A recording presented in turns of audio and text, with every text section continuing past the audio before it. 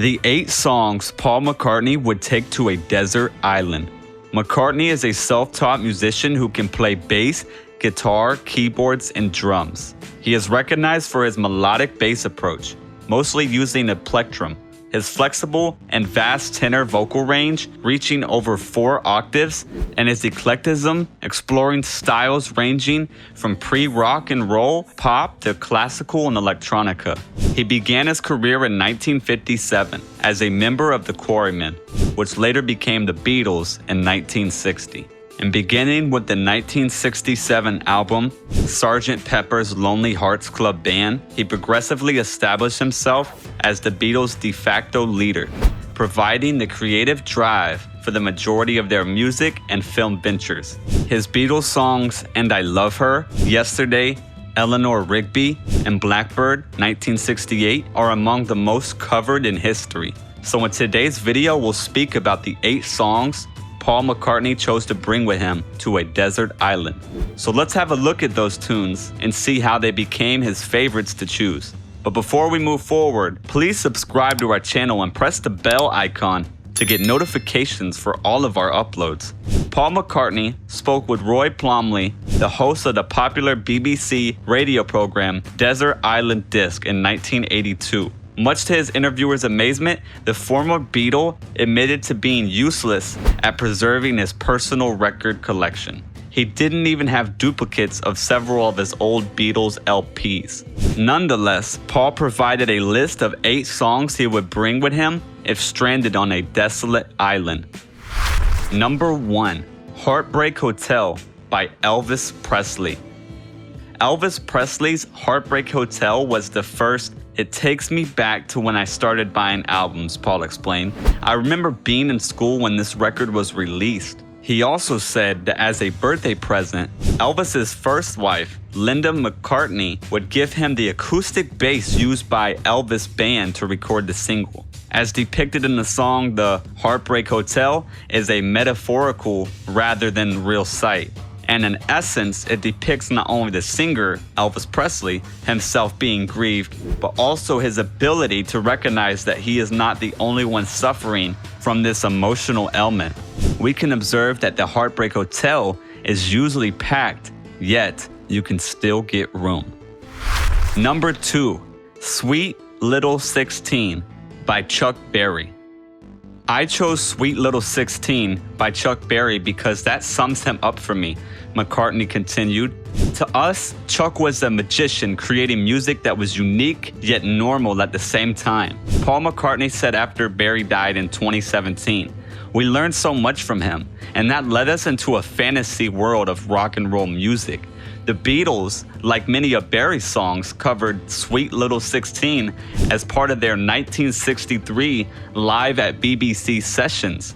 As with all Berry versions, Lennon assumed the lead vocals and the song became something of a safe haven for the Fab Four. We might revise the programming for the Olympia tomorrow and put in some of the early rock numbers we used to do in Hamburg and at the Cavern, like Sweet Little 16 and others, he said as traveling became hectic in 1964. Easy. Clearly, McCartney has remained a fan of the song ever since. Number 3, Courtly Dances by Benjamin Britten and the Julian Bream Concert Orchestra.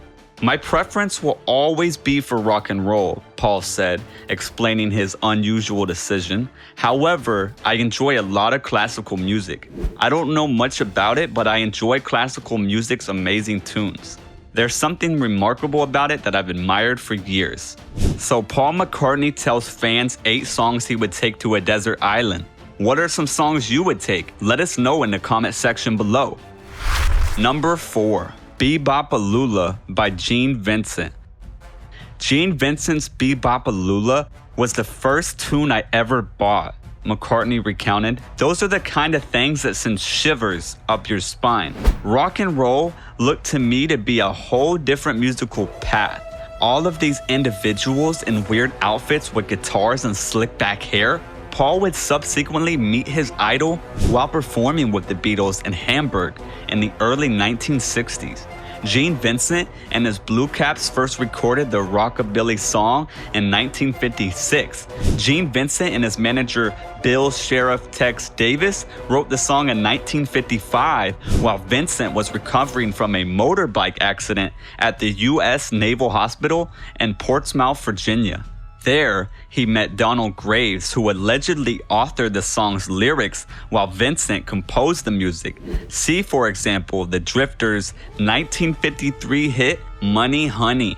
Davis became aware of the song and supposedly purchased Graves' rights to it for $50. Sources differ on the precise amount and had himself credited as the lyric writer.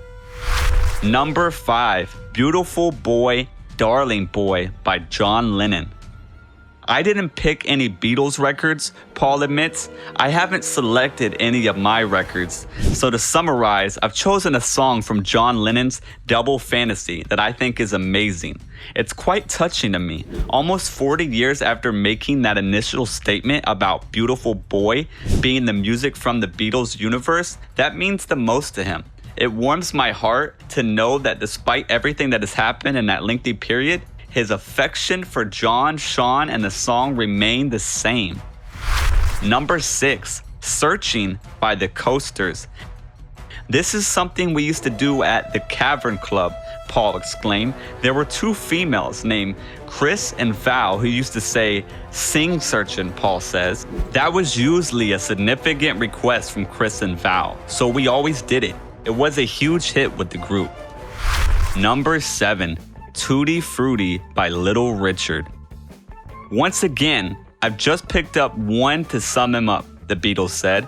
He's an old acquaintance of mine from Hamburg. McCartney was probably being modest. Little Richard is widely regarded as one of Paul McCartney's most important influences. When I was a youngster, Little Richard came screaming into my life with songs like Tutti Frutti, Long Tall Sally, Good Golly, Miss Molly, and Lucille, McCartney tweeted. I owe Little Richard and his style a lot of what I do, and I knew it. I taught Paul everything he knows, he'd say. I had to concede that he was correct. The Beatles appeared on a split bill with Little Richard in mid-1962 when the future Fab Four were still playing residencies at the Star Club in Hamburg, Germany. In the early days of the Beatles, we played with Richard in Hamburg and got to know him, McCartney added. He let us hang out in his dressing room, and we'd see his pre-show rituals with his head beneath a towel over a bowl of scorching hot water. He'd suddenly bring his head up to the mirror and say, "I can't help myself because I'm so gorgeous." That he was. Number 8, Walking in the Park with Eloise by Wings. This one was composed by my father, Paul said of his last choice. In 1974, McCartney surprised his father James by recording the song with 2 of his father's favorite musicians, Chet Atkins and Floyd Kramer. Jim, who died in 1967, was said to be very pleased with the work. He used to really like this one, Paul recalled. Paul and Wings recorded the 2 tracks included on this single in Nashville in June and July 1974. Paul and Chet were talking about their fathers when Paul proposed they record a song written by his father. As a result, the A-side was composed many years before the session by Paul's father, James McCartney. Paul and Linda's song is on the B-side because this single was not overly ascribed to Paul and was not promoted as such by EMI. Few people realized it was a McCartney release. It did not chart and was quickly removed. After Paul chose this song as one of his Desert Island disc options, EMI re-released the record on March 3rd, 1982 with a similar picture package, not identical, but a different label.